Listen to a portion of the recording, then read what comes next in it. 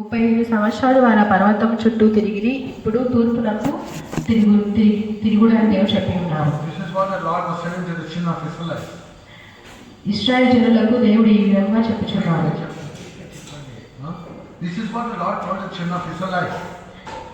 ఈ విధంగా చేయమని ఇశ్రాయేలు ప్రజలకు దేవుడు చెప్పాడు. దేవుడు ఇశ్రాయేలు ప్రజలకు ఏం చెప్పి ఉన్నారు? 35 సంవత్సరాలు ఈ పర్వతం చుట్టూ తిరిగిన చాలు, ఇక ఉత్తర దిక్కులకు తిరుగుడు అని చెప్పి ఉన్నారు. ఇక్కడ వారు త్వరలో పనాడుకు వెళ్ళవలని ఉన్నారు.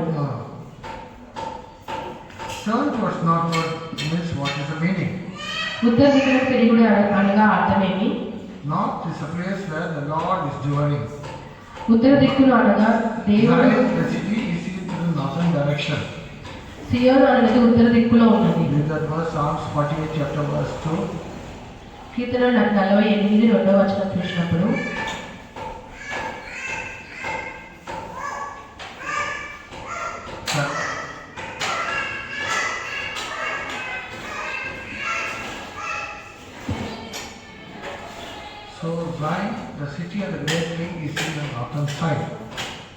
ఉత్తర సియోను పర్వతము ఉత్తర దిక్కున మహారాజు పట్టణం ఉన్నది. సియోను ఉత్తర దిక్కున కనబడుచున్నది. దేవుడు సియోనులో నివాసం చేయుచున్నాడు. దేవుడు సియోనులో నివాసం చేయుచున్నాడు.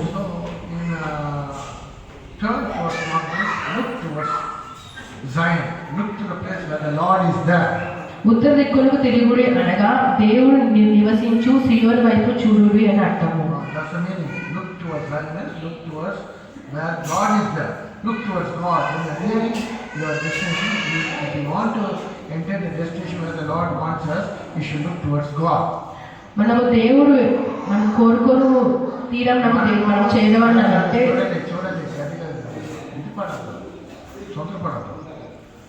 మనము దేవుడి స్థానాలకి మనం వెళ్ళి చేరాలంటే మన దేవుడి వైపు చూడాలి.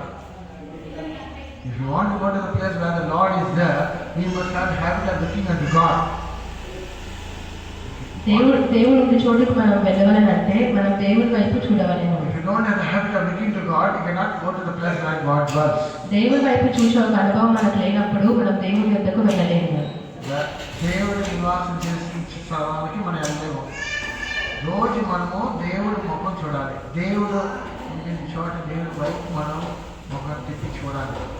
ఇలాగ చూడకపోతే మనము దేవుడి స్థానానికి అక్కడికి మనం వెళ్ళలేము. రోజంతా సంవత్సరం అంతా మనము ఇటు అటు చూసుకుంటా మన పరిగెత్తితే మనము వెళ్ళి చేరాల్సిన స్థలంలో మనం పోయి చేరలేము. అందుకని నేను మీ అందరికీ చెప్పేది ఏంటంటే ఈ చివరి దినాలు మనం వచ్చి ఉంటాం.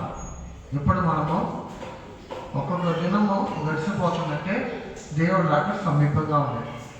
దేవుడు త్వరగా రెండో రాకడలో వస్తాడని మనకు వాగ్దానం చేశారు. త్వరగా నేను వస్తానని చెప్పారు. వచ్చి నేను ఎక్కడ ఉన్నానో అక్కడ నేను తీసుకెళ్తానని చెప్పారు. ఆ వాగ్దానం పట్టుకొని మనము రోజు మనం జీవిస్తూ మన జీవితాన్ని పరిగెత్తుతూ పోతాము. దేవుడి ఉండిన చోటకి మనం వెళ్ళాలంటే ఇప్పుడు మనం రోజు అన్ని సమయంలో మన దృష్టి మన దేవుడి వైపు ఉండాలి. కానీ ఈ సంవత్సరం చివరి వచ్చినప్పుడు మాట్లాడినప్పుడు ఈ సంవత్సరం అంతా ఎట్టి మార్కులు దేవుడు మనం నడిపిస్తే కూడా ఇస్రాయేల్ యాత్ర చూసినప్పుడు కొంచెం భయంకరమైన మార్గంలో వెళ్ళాల్సి వచ్చింది. కొన్నిసార్లు సమృద్ధిగా ఉండే సమయంలో వెళ్ళాల్సి వచ్చింది. కొన్నిసార్లు కరువు ఉన్న సమయంలో, కొన్నిసార్లు చేంజ్ అనుభవం, అన్ని విధమైన మార్గంలో ఇస్రాయేలు వెళ్ళాల్సి వచ్చింది. అలాంటప్పుడు దేవుడు ఏం చేశాడంటే అన్ని సమయంలో నువ్వు నన్ను నా వైపు చూడు. ఆ సర్పము అందరినీ కాటినప్పుడు అప్పుడు దేవుడు ఇచ్చట సర్పం పెట్టి చూడమని చెప్పినప్పుడు చూసిన వాళ్ళందరూ దేవుడు ఏమైంది, అందరూ చనిపోయే వాళ్ళని జీవించారు, జీవం దొరికింది. అలాగే ఈ సంవత్సరంతో దేవుడు ఎన్నో విధమైన మార్గాలు నడిపించినప్పుడు ఎంతమంది మనము దేవుడి వైపు చూసేమో, పరీక్షలు, సోదరులు, కరువు, సంతోష సమయము, అన్ని నిజమైన మాటలు వెళ్ళినప్పుడు దేవుడి వైపు చూసి నేను ముందు సాగి అని చెప్పిన వాళ్ళకి ఎంతమంది నిత్యం ఉన్నాయి. సనకుండా దేవుడి వైపు చూసుకుంటా ధైర్యపరుచుకొని బలపరుచుకొని మనం ముందు సాగిన ఎంతమంది మీరు ఈ పొద్దున వేళలో మనము జీవితాన్ని చూసుకోవాలి. ఎన్నో విధమైన మార్గాలు వెళ్ళినప్పుడు ఇటు అటు చూసుకుంటా, సడక్కుంటా, దుఃఖపడుకుంటా, కన్నీరు కాచుకుంటా మనం వెళ్ళాం. కానీ దేవుడి వైపు చూసుకోలేకపోతే మీ జీవితాన్ని పరిస్థితి చూసుకోవాలి అని దేవుడు సెలవిస్తున్నారు. So now you have come to the fact that at least now Lord wants you to look towards north, or Lord wants you to look towards Him. ఇప్పుడైనాను ఉత్తర దిక్కునకు అనగా దేవుని చూచుటకు దేవుడు అవకాశం ఇస్తున్నారు. Lord wants that you should look unto Him for all your solutions, for all your problems. మన సమస్యలకు అన్నిటికీ మనం దేవుని చూడవాలని దేవుడు కోరుకుంటున్నారు. When we look at Him, we get so many blessings from the Word of God. మనం దేవుని వైపు చూసినప్పుడు మనకు దేవుని వాక్యం నుండి అనేకమైన ఆశీర్వాదాలు కలుగుతాయి. John chapter 45 verse 22. యెషయా 45వ అధ్యాయం 2వ వచనం చెప్పినప్పుడు, look unto me and be saved. నా వైపు చూచి రక్షణ పొందుడి అని దేవుడు చెప్తున్నాడు.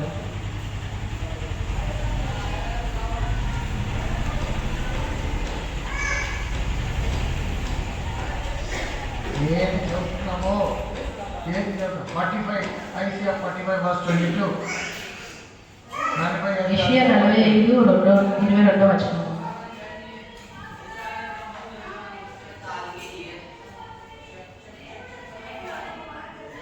Look unto me and be saved. నా వైపు చూచి రక్షణ పొందుడి. So all those who look unto God, we find that God is a savior, God for them. దేవుడి వైపు చూసిన వారికి అందరికీ దేవుడు రక్షకుడుగా ఉన్నాడు.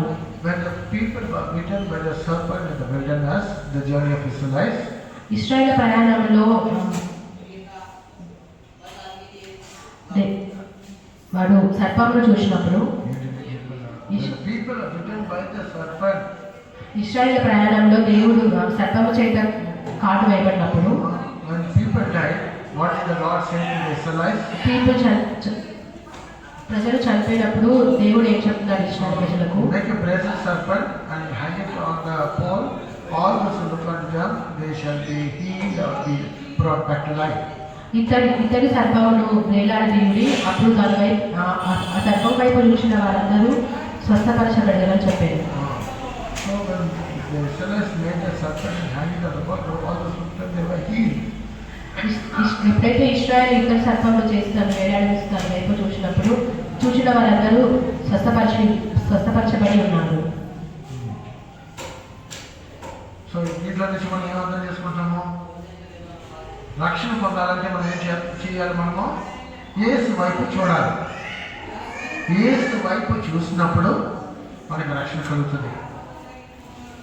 కల్వారిలో యేసు మన కోసం రక్తం చిందించారు. కల్వారిలో వెళ్ళే ముందు మన యేసు మన కోసం అన్ని కార్యాలు సమర్పణ చేస్తున్నారు. మన కోసం అన్ని కార్యాలు చేశారు. మన పాపాలను తీసుకుని కల్వారి శిలువ వెళ్ళి మన కోసం చనిపోయారు. మన శ్వాస తన పైకి తీసుకున్నాడు.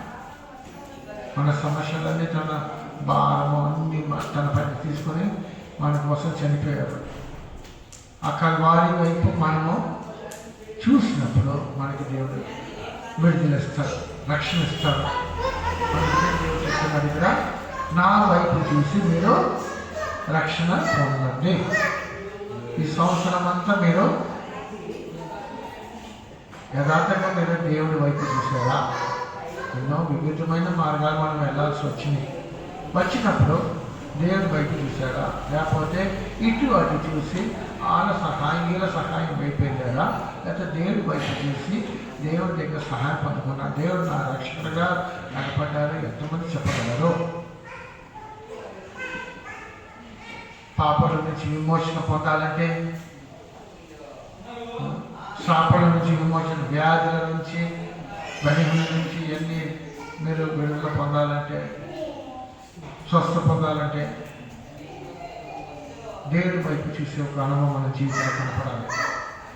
దేవుడి వైపు చూసినప్పుడు మనకి రక్షణ, లేదా మనకి రక్షణకర్తగా దేవుడు మనకి బయలుపరుస్తాడు అని చివరి దినాలు మనం వచ్చేమో మనం ఏ విధమైన బంధకాలు ఉంటే కూడా పాప బంధకమైనవని, శాపమైనవని, వ్యాధులనవని, బలమైనవని, ఏ సమస్యలనేవని ఈ చివరి దినాలు వచ్చినప్పుడు మనము దేవుడి వైపు చూసి మొరపెడితే దేవుడు మనకి విడిస్తారు. ఒకవేళ ఎన్నికలో విడుదల ఉండొచ్చు, ఒకవేళ జీవితం చేయలేకపోతే ఏ విధమైన బంధకాలకు జీవితంలో ఉంటే మనమందరం సన్నిధానికి వచ్చి మన జీవితాన్ని చూసుకుని దేవుడి ముందు మనం పెట్టుకుని మన జీవితాన్ని చూసుకున్నప్పుడు మన కొరతలు బలం మనకు తెలుస్తుంది. అప్పుడు తెలిసినప్పుడు మన దేవుడిని మొదలుపెట్టాలి. అందుకనే మీరందరూ చెప్పేది ఏంటంటే శుద్ధిగా ఎన్నుకోవటానికి మీరు రావాలి చెప్పారు. అందుకని చూడండి, ఇక్కడ మనము ఐసియా 6వ అధ్యాయము 1వ వాక్యం తీసుకోవాలి. ఐసియా 6:1.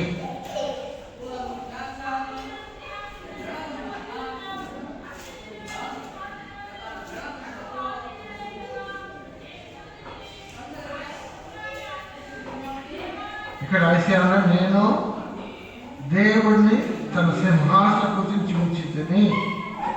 ఇప్పుడు చూడండి 5వ వాక్యము.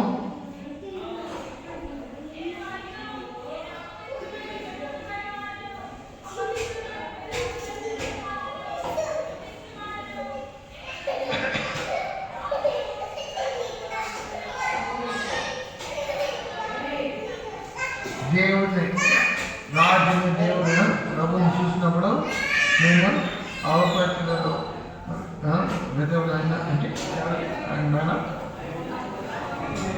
అవపరిచిన మనిషి నేను, నా మాటల శుద్ధం నేను, అశుద్ధమైన మాటలు నాకు వచ్చింది. అందరి గురించి చెడ్డగా మాట్లాడాను, కంప్లైంట్ ఫిర్యాదు చేశాను, పోట్లాడాను. ఆ విధం ద్వారా నేను అందరితో నోట్లో మాట ద్వారా పోట్లాడాను. ఎన్నో విధమైన పాపాలు చేసిన నా నోట్ల ద్వారా. ఇవన్నీ నేను మీ జీవితంలో తెలుసుకోవాలంటే మీరు ఏం చేయాలి? ఎవరు చూడాలి? దేవుడిని చూడాలి. అందుకని మీరు కూటాలకు వచ్చి దేవుడి సన్నిధానంలో దేవుడి ముఖం చూడాలి. దేవుడు ముఖం చూసినప్పుడు మీలో ఉన్న అన్నం, మీ అన్నం చూసుకోగలరు. మీ అసలైన స్థితి మీరు తెలుసుకోగలరు. మీరు దేవుని చూడకపోతే మిగతా మనుషులతో పాటు పోల్చి చూస్తే మీరేమంటారు? నేను సరిగా ఉన్నాను. వీడు ఏం చేశాడు? ఈ ఫార్సీ ఏం చేశాడు? ఎవరు చూశాడు? మిగతా మనం చూశాడు. ఎవరు చూసాడు? పబ్లిక్. చూడండి, కొన్ని కష్టంగా ఫారిసీ అప్పుడు పబ్లిక్. ఇక్కడ పరిసయ్యుడు ప్రజలను చూస్తున్నారు.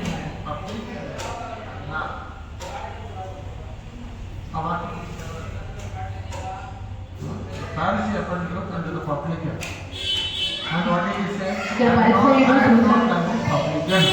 ఇక్కడ పరిసయ్యుడు సుంకర్ని చూచి, నేను ఈ సుంకరి వంటి వారిని కాను అని చెప్పుచున్నాను.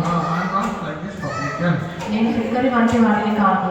But if you see this publican, సుంకర్ని చూసినప్పుడు he was looking at, he could not even lift up his eyes and look to God, but he was able to understand his low state. అతడు తన దీన స్థితిని చూచి పరలోకం వైపు కళ్ళకు చూచినట్లయినను అతను దేవుడి వైపు చూసేదానికి కూడా నాకు యోగ్యత లేదని చెప్పి తననే దేవుడి ముందు తన స్థితిని చెప్తాను. చదువుల వాక్యం చెప్పండి.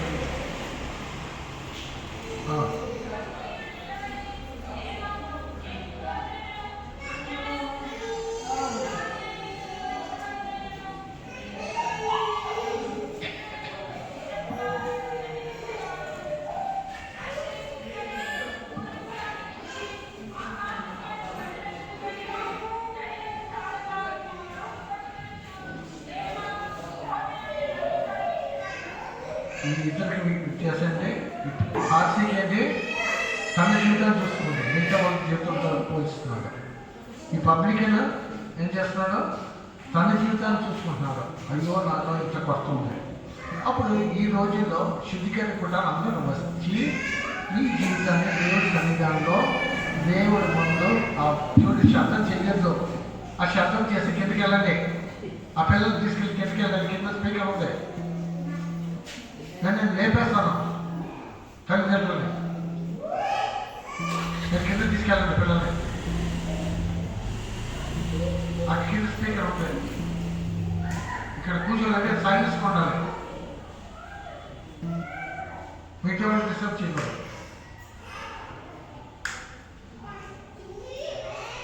చూడు ఇలా చేయడం నుంచి నా మెసేజ్ చెప్పింది. ఇది చేపల మార్కెట్ కాదు. అక్కడ చూడండి ఆ పిల్లలు, మీకు పిల్లలు పెంచేదానికి తెలియాలి. పిల్లలు పెంచడం మీకు తెలియట్లేదు. నేను ఎప్పుడు అంటాను పిల్లలు పిల్లలు పెంచడం తెలీదు. తిరిగిపోయిన నేర్పిస్తాను మీకు. ఇలాంటి అలర్ట్ పిల్లలు ఉంటే పొద్దున్న పడుకోనివ్వరు, పొద్దున్నే లేపేయాలి. అప్పుడు మీటింగ్ వచ్చినప్పుడు అది నిద్రపోతాం. అదవుతుంది చెప్పింది మీ అందరికీ. పిల్లలు పొద్దునే లేపేయాలి. అప్పుడు మీటింగ్ వచ్చినా నిద్రపోతారు. మీకు పెంచడం తెలియాలి.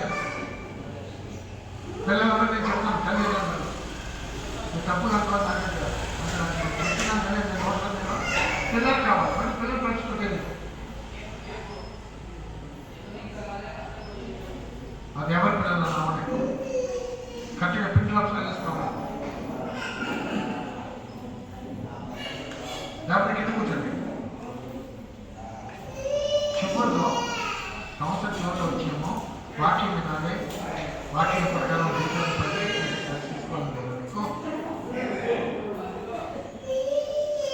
నేను కష్టపడి నేను తెలుగులో చెప్పలేక చెప్తున్నాను. వీటిని డిసిప్లిన్ ఎలా చెప్పగలను?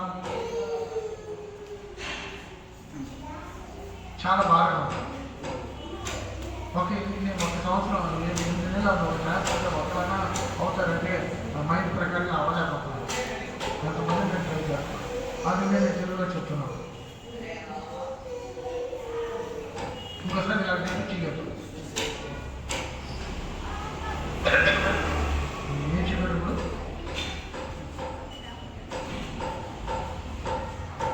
అదే మంచి సంవత్సరం చివరిలో మనం వచ్చాము. మనమందరం ఏం చేయాలి? మనము దేవుడి సన్నిధానికి వచ్చి మన జీవితాన్ని దేవుడి వాక్యం ముందు వెలుగులో మనం చూసుకోవాలి. ఇంకా లేదంటే దేవుడి ముఖం చూడాలి. దేవుడి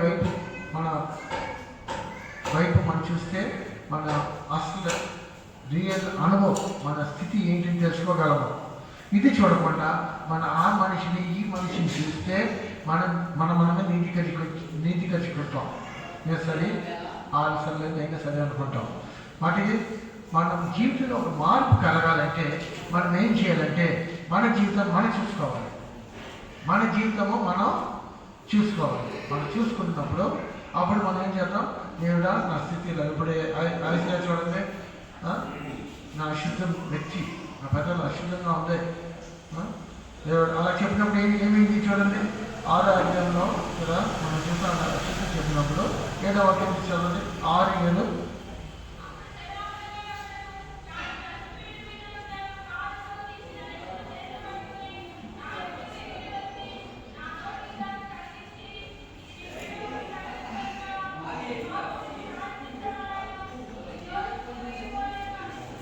నీ దోషం తొలగిపోయిందని చెప్పాడు.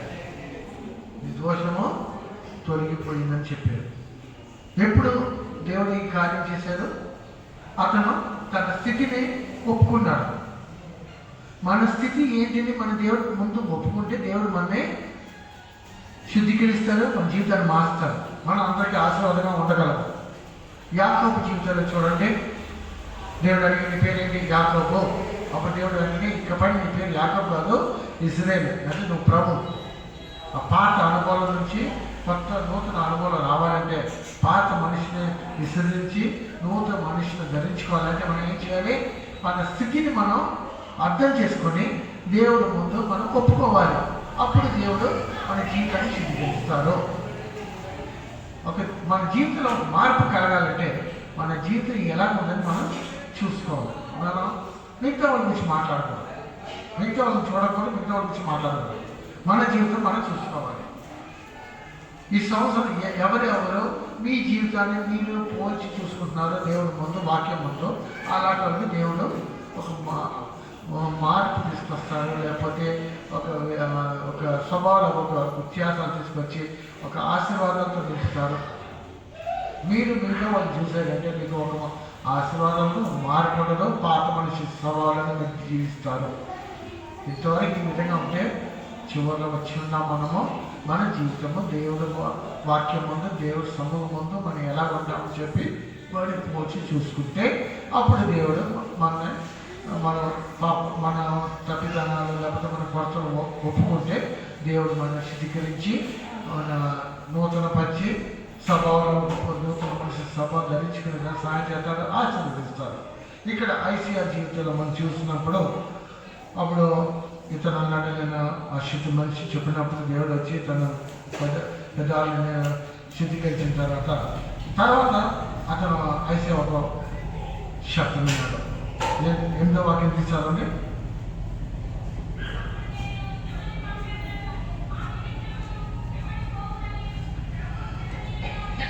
నా నిమిత్తం ఎవరిని పంపించాలి, నా నిమిత్తం ఎవరు వెళ్తారో, నేను ఎవరిని పంపించాలి, నా నిమిత్తం ఎవరు వెళ్తారో అక్కడ దేవుడి స్వరమైనాడు. దేవుడు మిమ్మల్ని అధికంగా ఉపయోగం చేయాలంటే మన జీవితాన్ని ఒప్పుకోవాలి, స్థితిని ఒప్పుకోవాలి. దేవుడా నన్ను అశుద్ధ వృత్తి, నన్ను శుద్ధీకరించు చెప్పి అడగాలి. ఇవాటి నుంచి శుద్ధీకరించుకుంటా ఉన్నప్పుడు మనం అందరూ దేశం దానికి వచ్చి మన జీవితాన్ని శుద్ధీకరించుకోవాలి. ఎలా శుద్ధీకరించుకున్నది? మన జీవితాన్ని మనం దేవుడి వాక్యము, దేవుడు సమూహం ముందు మనకు సరిగ్గా ప్రయత్నం ఉంటే మన రియల్ స్థితి మనం అర్థం చేసుకోవచ్చు. అసలైన స్థితి అర్థం చేసుకుని దేవుడు నన్ను మార్చిన అడగగలడు. మనం అడుగుతూనే దేవుడు చేస్తాడు. నేను అడగకుండా ఊరికి అన్ని భాషలు మాట్లాడితే సరిపోదు. లేకపోతే నేను సంతలో శుద్ధికరకుంటే స్టార్ట్ చేసుకున్నట్టుగా కనిపెట్టుకుంటే శుద్ధికరకుండా నేను చూస్తున్నాను. స్టార్టింగ్ ఒక అరగంట అంతా అన్ని భాషలు మాట్లాడతాను, మంచిగా అన్ని భాషలు మాట్లాడతాను, బాగేనండి, బాగా అన్ని భాషలు మాట్లాడతాను. నాకు ఆత్మలో నాకు నడిపి వచ్చి నేను అడిగాను, ఎంతమంది దేవుడా ఈ సంవత్సరం అంతా నా జీవితంలో ఎన్నో కొరతలు వచ్చినాయి, నా జీవితంలో కొరతలన్నీ తీసే దేవుడా చెప్పి ఒక అరగంట మీరు అడిగిన వాళ్ళు ఎంతమంది అంటే 2-3. మిగతా వాళ్ళ గురించి అన్ని భాషలు మాట్లాడుతున్నారు. అన్ని భాషలు మాట్లాడడం గురించి పెద్ద ఆత్మీయ అర్థం మాట్లాడి అన్ని భాషలు మాట్లాడి మీరే మోసం చేసుకుంటారు. ఎప్పుడు అన్ని భాషలు మాట్లాడాలి? ఫస్ట్ మీ జీవితాన్ని దేవుడి ముందు, వాక్యం ముందు పోల్చుకుని చూసుకుని ఏదైనా కొరతలు ఉంది దేవుడి కన్నీతో కాచి దేవుడా నా జీవితాన్ని మార్చి దేవుడా అని అడగాలి. దాని తర్వాత సరిగ్గా ఒక క్రియ దేవుడు చేస్తాం. తర్వాత మీరు అన్ని భాషలు మాట్లాడాలి. అప్పుడు అన్ని భాషలు మాట్లాడడం దేవుడు మీతో మాట్లాడతారు, మీరు దేవుడితో మాట్లాడతారు. పూర్తి అన్ని భాషలు మాట్లాడతాం, అది వ్యర్థమైన సమయాన్ని వ్యర్థం చేస్తాం. ఫస్ట్ థింగ్ ఎప్పుడైనా ఒక శుద్ధీకరణ పూర్తి అన్ని భాషలు డాక్టర్ మాట్లాడగలరు. ఫస్ట్ మీరు ఏం చేయాలి? నేను పాపిని, లేకపోతే నేను అశుద్ధ వ్యక్తిని, నాలో ఎన్నో కొత్తలు ఉండాలి కూడా ఒక్కొక్కటి దేవుడు మీకు దేవుడు చూపించింది దేవుడి ముందు ఒప్పుకొని దాంట్లో నుంచి నేను బయటకు వచ్చేదానికి ప్రయత్నాలు చేయాలి. అప్పుడు చేసినప్పుడు దేవుడు మీ ఆశలన్నీ, మీ కోరికలన్నీ, మీ విన్నప్పులన్నీ ఇవి దేవుడు తీసేయడం మొదలెడతాడు. అప్పుడు శుద్ధీకరించడానికి అప్పుడు మీ దేవుడితో మాట్లాడే అన్ని భాషలో మాట్లాడింది దేవుడితో మాట్లాడతాం, దేవుడు మాత్రం మాట్లాడాలి. ఫస్ట్ మీరు ఈ జీవితాన్ని దేవుడికి అప్పగించుకుని శుద్ధీకరించుకోవటం ముఖ్యము. అందుకనే రెండో పాయింట్ దేవుడు వేస్తే ఒక శుద్ధీకరణ కార్యము మన జీవితంలో నడుస్తుంది. అందుకనే ఎప్పుడు మనము ఈ రోజుల్లో మనం ఉదాహరణ వచ్చినప్పుడు దేవుడి గురించి చూడాలి, వాక్యం గురించి చూసుకోవాలి. ఎన్నో వాక్యాలు దేవుడు మీకు ఇస్తారు అపోస్తలుల ద్వారా. ఆ వాక్యాల మీద మన జీవితాన్ని శుద్ధీకరించుకోవాలి. ఇంకోటి మనం చూస్తున్నాము, దేవుడి వైపు చూసినప్పుడు మనము ఇటు అటు ఏంటి దేవుడు రీడ్ వాక్యం చేశాను. Psalm 16:8 చదవండి. I set the Lord before me, I shall not be moved. 16:8 చదవండి. 16:8 కీర్తనలో 16:8.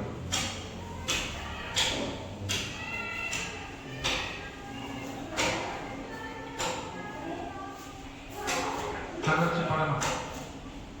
యెహోవా మన ముందు ఉంటే మనకు కలర్చిపడము. ఈ సంవత్సరాన్ని మన జీవితాన్ని చూడండి, మనం ఎలా జీవించాము. ఎంతమంది చెప్పచ్చు, నేను కష్ట మార్గం వెళ్ళాను, కన్నీరు మార్గం వెళ్ళాను, దుఃఖమైన మార్గం వెళ్ళాను, వ్యాధులు బలిహీనం, బంధకాలు ఉన్నప్పుడు నేను కదల్చలేదు. దేవుడు వైపు మాత్రం చేసుకొని ధైర్యపరుచుకొని బలపడి దేవుడు మాత్రం చూసుకుంటా నీ ముందు సాగి ఎంతమంది చెప్పగలరు, నేను సనగలేదు,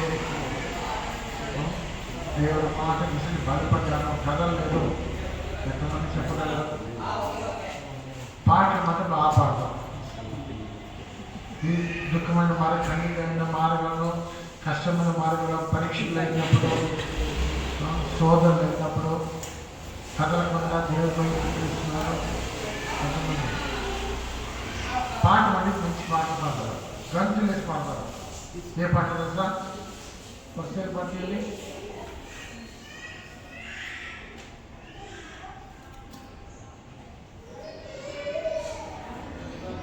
సరే, ఎంతమందికి అనుభవం ఉంది? యెహోవా మనకు అలగదు. యెహోవాని ముందు పెట్టాను, మీకు కావాల్సింది ఎన్నో పాటలు. యెహోవాని ముందు పెట్టాను, యెహోవా మన పరిచయం ఉంటారు కదా, యెహోవా మనకు ముందు పెట్టాను, ఎన్నో పాటలు. యెహోవా ముందు పెడితే మన కథలు యెహోవాని చూసినప్పుడు, ప్రభువుని చూసినప్పుడు, ఏసి చూసినప్పుడు మన కదల్చుకోవాలి. దావీదు రాజు చేశాడు, ఎన్నో కష్టాలు మరొక పరీక్షల్లో సొంత కుమారుడు రాజును తీసుకెసుకుని పంపించేశాడు. సౌలు తన వైపు ఉండి ప్రార్థించాడు. ఇలాంటి సమయంలో దావీదు ఏం చేశాడు? యెహోవాను ముందు పెట్టుకున్నాడు.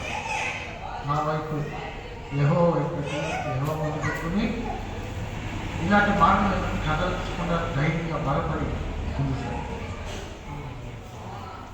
మనతో ఈ సంవత్సరం అంతా ఎన్నోసార్లు ఇటు అటు చూసి కదిలిపోయి ఇక పని దేవుడా నేను మాత్రం ముందు పెట్టుకునే సాగుతాం. ఏ మార్గం ఉన్నాయి నేను కదల్చకుండా నేను మాత్రం బలపడి నేను ముందుకు సాగుతానని చెప్పి నిర్ణయం తీసుకున్నాను. ఇటువైపు అటువైపు కాదు, ఈయన వైపు ఆల వైపు కాదు, మనం దేవుని ముందు పెట్టుకోవాలి. దేవుడు పెట్టకుండా ఇటు అటు మనం పెట్టుకుని ఎవరైనా పెట్టుకుంటే మనం కదిలిచి పడతాము. అందుకని మొదటి కార్యము దేవుని వైపు చూసిన వాళ్ళకి రక్షణ జరుగుతుంది. రెండవది శుద్ధీకరణ. మూడవది మన జీవితం మనం కదల్చపడము, స్థిరంగా ఉంటాం. దేవుళ్ళు ఎదగాలంటే మన స్థిరమైన మనసు ఉండాలి, కదల్చపడకూడదు, స్థిరమైన మనసు ఉండాలి. ఒకసారి ఏమైంది? ఏం కావాలి? వెళ్ళండి, ఎవరు చూడండి, ఏదో వచ్చిందంటే వెళ్ళండి, త్వరగా వెళ్ళండి. ఎవరు డిస్టర్బ్ చేయండి, ఎవరు కావాలి త్వరగా తీసుకెళ్ళండి. ఏదో అర్జెంట్ వెళ్ళండి. ఎవరిది ఉండాలా? ఇక్కడ ఉండాలి, వెళ్ళండి త్వరగా. డిస్టర్బ్ చేయాలి మీటింగ్. చదివి వెళ్ళండి, చెప్పేస్తాం. ఇంకా డిస్టర్బ్ చేయదు, చెప్పాల్సి చెప్పేస్తాం. ఇంకా నేను డిస్టర్బ్ చేయదు. ఎవరైనా ఉంటే వెళ్ళండి. సరే, ఎవరండి చెప్పండి, ఎవరు ఏం శ్వాస వ్యక్తి అలాగే ఎవరండి?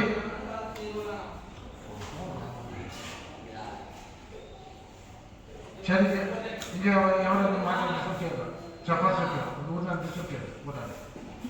కుట్టాలి, ఇలా డిస్టర్బ్ చేయకుండా ఎవరు సరే ప్రార్థించి రాలేదు అంటేనే ఇలాంటి ఆటంకాలు వస్తాం. వాడు ఎన్ని ఆటలు వచ్చింది స్టార్టింగ్లోనే చేస్తుంది. తర్వాత ఇలాంటి ఒకటి సరిగ్గా ప్రార్థన చేసుకుంటే ఇలాంటి ఆటలు ఉండవు. ప్రార్థన చేసుకో ఎంతమంది వాళ్ళు ప్రార్థన చేసి వచ్చారు కూటాలు ఆటలు ఆశీర్వాదాలు ఉండాలని. నేను ఇక్కడ లేదన్నా సరిగ్గా ప్రార్థన చేస్తానండి. ప్రార్థన చేసుకుని రాకుండా ఉంటే మూడో పాయింట్ దేవుడు ముందు పెట్టి మనకు ఆదర్శపడాలి. స్థిరంగా ఉంటాం. స్థిరంగా ఉంటేనే మనము దేవుడు ఎదగలం. ఇప్పుడు ఒక ఉదాహరణ చెప్తున్నా, ఒక మొక్క మనం తీసేయమనుకోండి, తీసి నచ్చినప్పుడు మళ్ళీ అక్కడి నుంచి చూపుచాటు తీస్తే చనిపోతుంది. మన జీవితంలో దేవుడు ముందు సాగాలంటే, మన ప్రయాణంలో స్థిరంగా పరిగెత్తాలంటే కదల్చకుండా స్థిరంగా ఉండాలి. స్థిర మనసు కావాలి. మనం పరిగెత్తినప్పుడు ఇటువంటి చూడకుండా దేవుడి వైపు చూసుకుంటే స్థిర మనసుతో పాటు మనం పరిగెత్తాలి. అప్పుడు మనము మన గురికి పోయి చేరగలము. అందుకని స్థిర మనసుతో పాటు స్థిరంగా మనం ఉండాలంటే దేవుడు ముందు పెట్టుకుని జీవించాలి. ఏ ఇంటి మార్గాలైతే కూడా దేవుడు మాత్రం ముందు పెట్టుకోవాలి. దేవుడు మాత్రం ముందు పెట్టుకుని ముందు సాగాలి. ఇంకోటి మనం చూస్తున్నాము చివరిగా 4వ పాయింట్, దేవుని వైపు చూసినప్పుడు మన విశ్వాసంలో పెరగలేదు. ఫిబ్రవరి 12:1-2.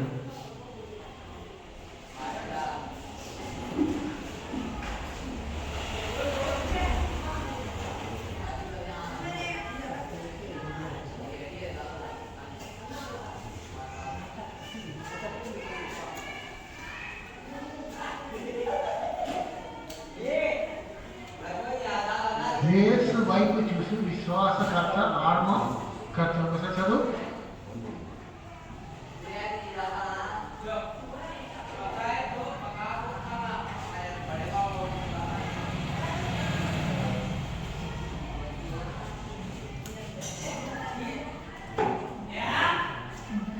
విశ్వాసకర్తయు ఇంకోటి కొనసేవాడు ఎవరు? యేసు వైపు చూడాలి. సేవకులైన విశ్వాసులైన యేసు వైపు చూడాలి. యేసు వైపు చూడాలి. సేవకుల విషయం వచ్చినప్పుడు మనము సేవకులైన మెల్కీసెదెకు, తండ్రి లేదు, తల్లి లేదు, వంశం లేదు, అన్న లేదు, చెల్లి లేదు, ఎవరు లేదు. మంచి ఉద్దేశంతో ప్రతిష్ట పడతారు, ఆ ప్రతిష్ట మర్చిపోతారు, ప్రతిష్ట కింద పడిపోతారు. చాలామంది సేవకులు మంచి ఉద్దేశంతో అవుతారు, కానీ కొంతమంది నిల్చుంటారు ఆ ప్రతిష్టలో. ప్రతిష్ట లేని వాళ్ళు సీఎం పోయి చేరలేరు. అది ఎవరైనా నేనైనా ఉంది, ఎవరైనా ఉంది. సేవకు వచ్చిన తర్వాత నా అన్నలో, అక్కలో, అమ్మ, చెల్లి ఇలా చెప్పుకున్న వాళ్ళు సీఎం లేరు. చెప్తాను అర్థమైందా? మీ అందరికీ ఫోన్ చేసుకుంటూ మాట్లాడుతున్న వాళ్ళు సీఎం లేరు. క్లియర్గా చెప్తున్నా. మనసులో కూడా మనము నాకు అన్న ఉండాలో, అక్క ఉండాలో, చెల్లెలు ఉండాలి కూడా మనసులో కూడా ఆలోచన కాదు. అందరూ సమానం. నా అనుభవం ఉంది కాబట్టి నేను చెప్తున్నాను, అలా జీవిస్తాను కాబట్టి చెప్తున్నాను. మెల్కీసెదెకు ఈ సేవ అంటే మెల్కీసెదెకు క్రమం. లేదా చదవండి, మెల్కీసెదెకు అంటే ఎవరు చూడండి ఇక్కడ. ఫిబ్రవరి 7 చదవండి.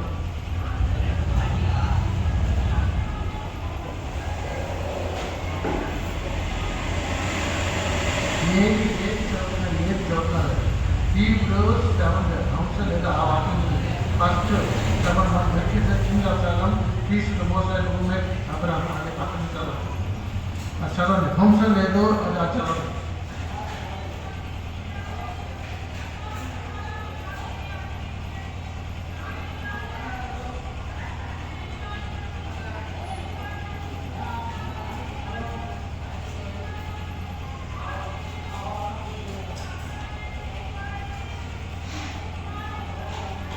దేవుడి కుమారుడు పోలిక ఉండాలి.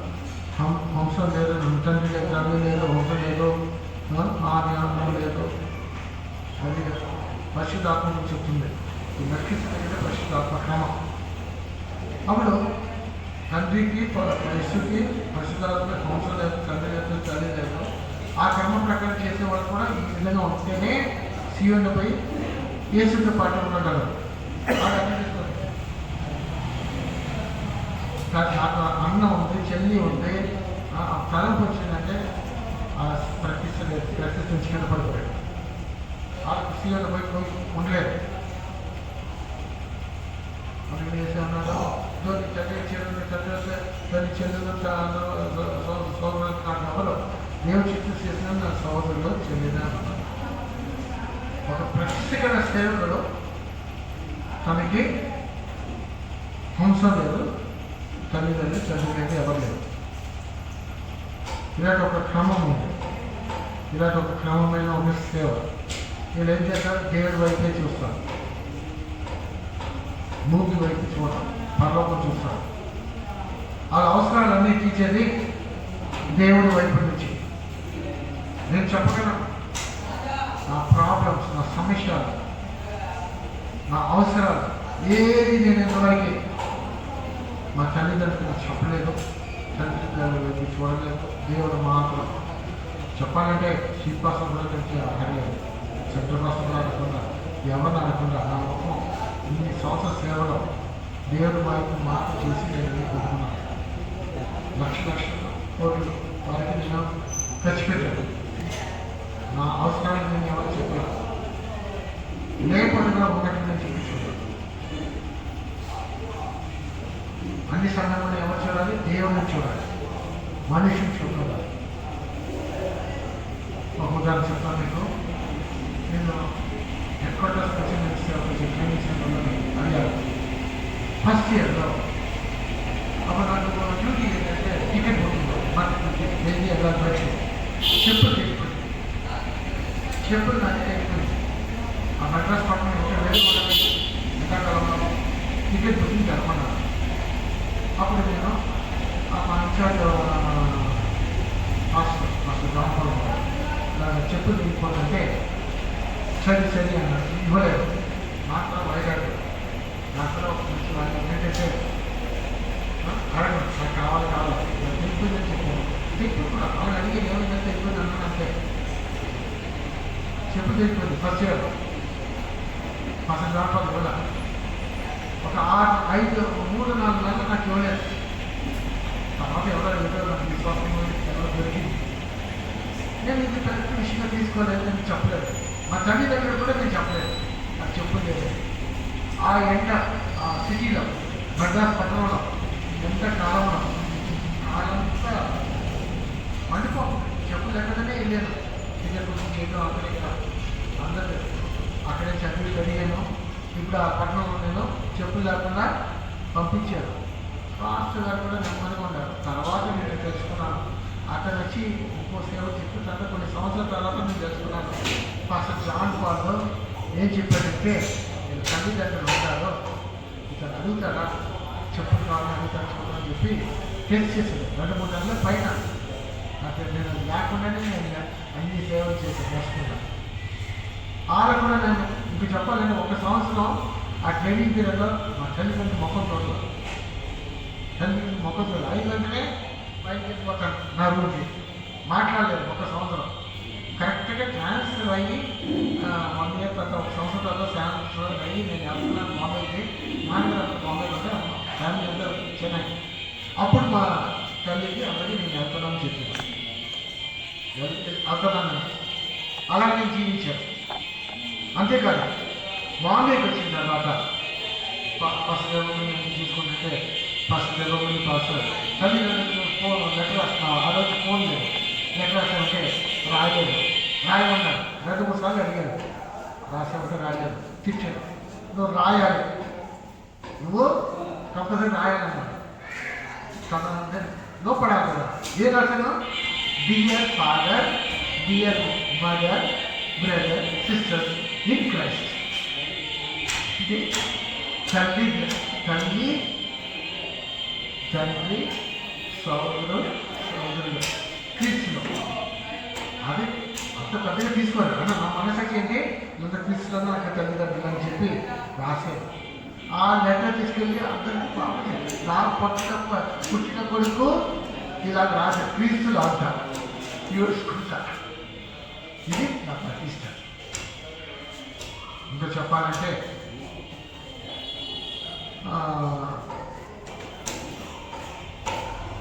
నేను మా తల్లిదండ్రులు చూడాలని చెప్పి నేను ఆశపడ్డాను. పెద్ద చీఫ్ పర్సన్ వచ్చి తల్లిదండ్రులు చూడాలని ఫ్లైట్లో బుక్ చేసి వాళ్ళని నిర్బంధ చేయడం నుంచి నేను చెన్నైకి వచ్చాను. నాన్నగారు సీరియస్గా ఉన్నాను, బ్లడ్ వొమిటింగ్ చేస్తాను. సరే ఆ పిక్చర్ చూశాను. తర్వాత రిటర్న్ పాస్ చూసి వెంటనే నైట్ వెళ్ళి స్టే చేయమన్నారు. కూర్చొని ప్రార్థన చేయమని చేసేసాను. నెక్స్ట్ డే పాస్టర్ చూసి వచ్చాను. ఏమంటే చీఫ్ పాస్టర్ వస్తే అన్నారు, చూస్తారు కదా టికెట్ ట్రైన్ బుక్ చేసుకుని వేసుకున్నాడు. నెక్స్ట్ డే మా తండ్రి ఏమన్నాడు, ఒక్కరోజు 2 రోజులు కాదు, నా సంఘంతో వదిలేసుకుని వచ్చాను, నేను సంఘానికి వెళ్ళాలని నేను సాటర్డే కదా వచ్చేసాను. సండే మీటింగ్కి వచ్చేసాను. శనివారం నేను రాత్రి నైట్ ప్రేయర్ చేసుకుంటుంది, నాన్నగా చనిపోయాను వార్త. ఇది మా ప్రతిష్ట. నాకెవరు ఎక్కువ నా విశ్వాసం తల్లిదండ్రుల కంటే. ఇలాగ నేను సేవ చేశాను. ఇప్పుడు కూడా అలాగే. ఇప్పుడు వాళ్ళిద్దరు లేరు అని ఇంకా నాకు చాలా మైండ్ ఫ్రీ చెప్పేది. ఇది మెల్కీసెదెకు క్రమ ప్రకారం మనకు సేవలు మేము చేస్తున్నాం.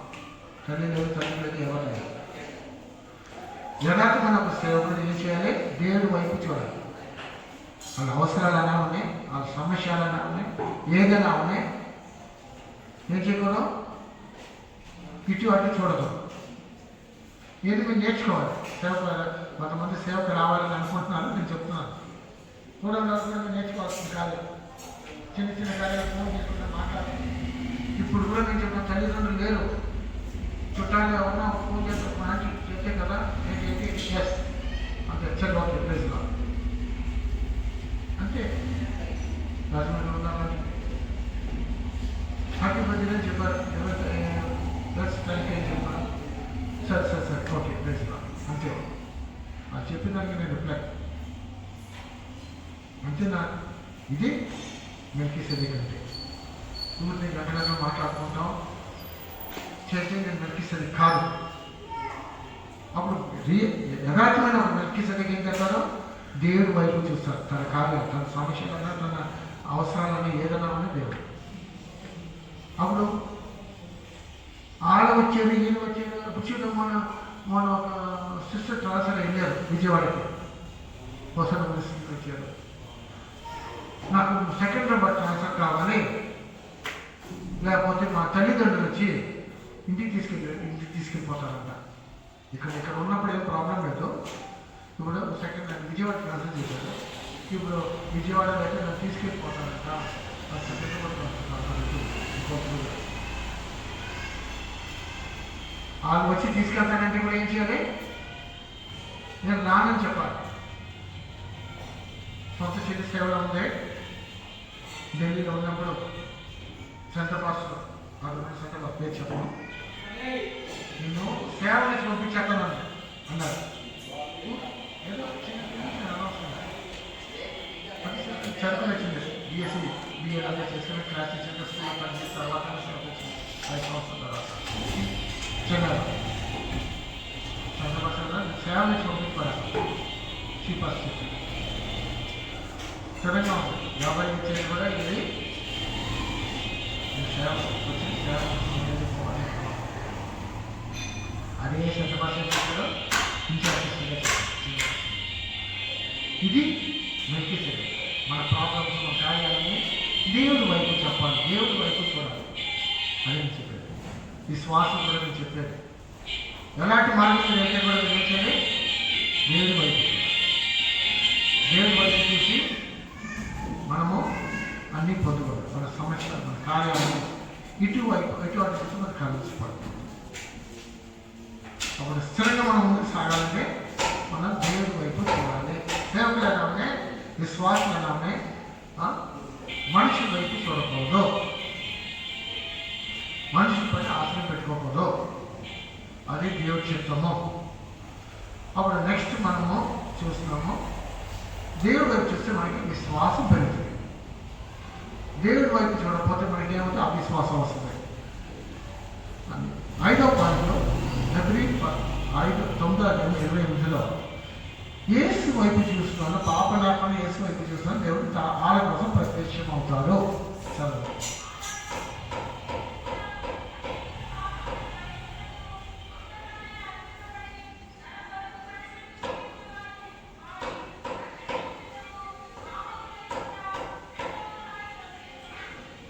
తన నిమిత్తము పాప లేకుండా కనిపెట్టేవాడికి దేవుడు రెండోసారి వస్తాడు. మీరు దేవుడి దగ్గర ఎత్తపడాలంటే పాప లేకుండా ఎల్లప్పుడూ దేవుడి వైపు చూడాలి, కనిపెట్టుకోవాలి, దేవుడి వైపు చూడాలి. ఇక్కడ విశ్వలాసి దేవుడు తూర్పు వైపు లేదంటే తూర్పు వైపు అంటే దేవుడి వైపు చూడాలి. సంవత్సరం చివరిలో మనం వచ్చాము, మనము దేవుడి వైపు చూడటం నేర్చుకోవాలి. అప్పుడు మనకి రక్షణ కలుగుతుంది, శుద్ధీకరణ కలుగుతుంది, మన కదర్చపడము, విశ్వాసగా ఎదగలము, ఇంకోటి దేవుడి దగ్గరలో ఎత్తపడగలము. అందుకని ఈ రోజుల్లో మనము చివరి దినాలు వచ్చాం కాబట్టి అధికంగా మన జీవితము దేవుడి వాక్య వెలుగులో దేవుడు ముందు పెట్టుకుని మనం పరిశుద్ధి చేసుకుంటే ఎన్నో ఆశీర్వాదాలు పొందుకోగలం. దేవుడు మనతో సహాయం చేయగలక. ప్రేజలో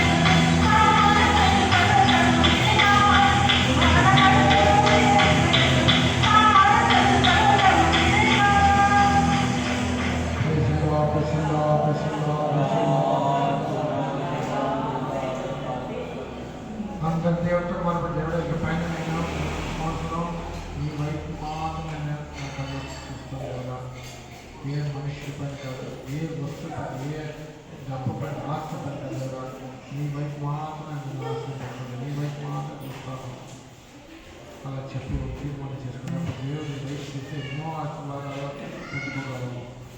దేవుడి యొక్క సమీపంగా ఉంటే దేవుడి వైపు చూస్తేనే దేవుడి యొక్క అడ్డపడగలము. అందరూ మంచి తీర్మానం పాటు చేసుకుని ముందు సాగుతాము. కొత్త సంవత్సరము ఈ రోజుల్లో దేవుడి వైపు మాత్రం చూడాలి.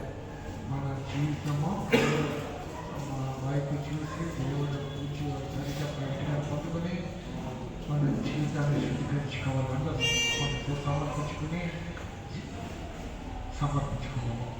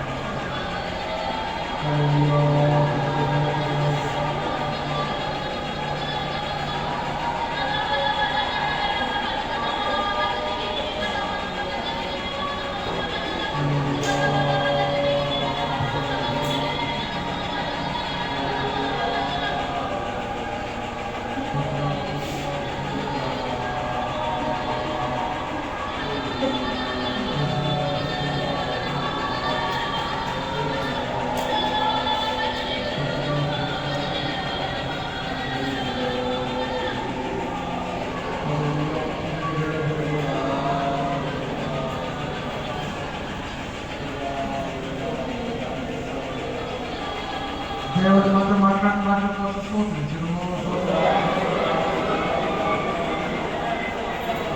దేవుడి వైపు మాట్లాడడానికి చూసేదానికి అన్ని విషయాలు అన్ని సందర్భాలు సహాయం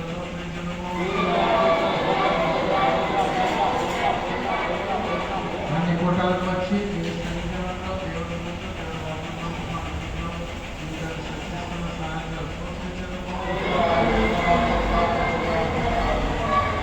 తండ్రి కుమారుడు పరిశుద్ధాత్మ